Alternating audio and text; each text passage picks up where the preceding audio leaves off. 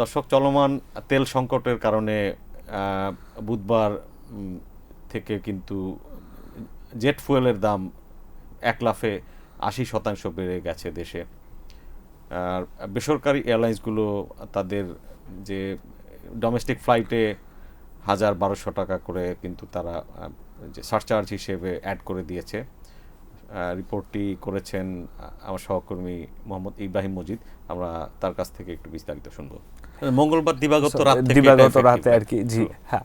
তো সাথে সাথে কিন্তু আপনার মানে একটা না 80% এই দামটা বেড়ে গেছে। তো দাম বেড়ে যাওয়ার ফলে কি হয়েছে যে বাংলাদেশের যে ডোমেস্টিক ফ্লাইটসের আমাদের যে অপারেশনটা আছে এইটা কিন্তু ওনারা, আমি যাদের সাথে কথা বলেছি বিভিন্ন এয়ারলাইন্সের, ওনারা বলছেন যে এটা একটু সংকটে কিন্তু পড়ে যেতে পারে। ইতোমধ্যেই বিভিন্ন রুটে আপনার 1,200 টাকা করে সারচার্জ রাখা হচ্ছে প্রত্যেকটা টিকেটের সাথে। তো নভো এয়ার আমাকে বলেছে যে নভো এয়ার প্রায় 30% ডিমান্ড কিন্তু ওনাদের অলরেডি ওনারা ডিক্রিজ দেখতে পাচ্ছেন। অন্যদিকে ইউএস বাংলা ওনারা বলছেন যে এখনও ডিক্রিজ দেখতে পাচ্ছে না, কারণ ঈদে যারা বাড়ি গিয়েছিলেন তারা রিটার্ন টিকিট অলরেডি কিনে ফেলেছেন।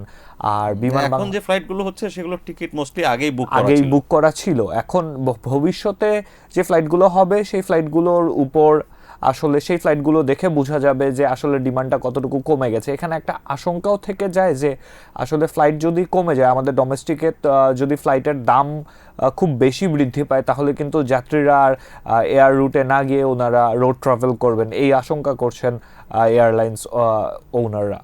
আমাদের সরকারি যে এয়ারলাইন বিমান বাংলাদেশ এয়ারলাইন্স, তারা সম্ভবত এখনো আপনার যে বাড়ায়নি টিকিট। জি জি জি ইন্টারেস্টিংলি বিমান এখনো সারচার্জ বাড়ায়নি। বিমান বলেছে যে এটা আসলে অ্যাডজাস্ট করতে ওনাদের টাইম লাগবে। ওনারা বলতেছেন যে ওনাদের যত ফ্লাইটস আছে, যত প্যাসেঞ্জার্স আছেন, তারা চলতেছেন তাদের মতো, এটাতে কোনো প্রকার ডিসরাপশন এখন পর্যন্ত হচ্ছে না।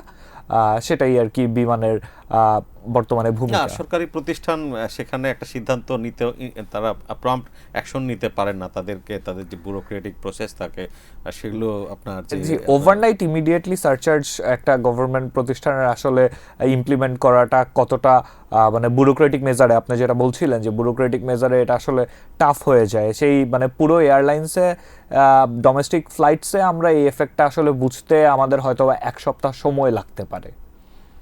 আপনাকে ধন্যবাদ।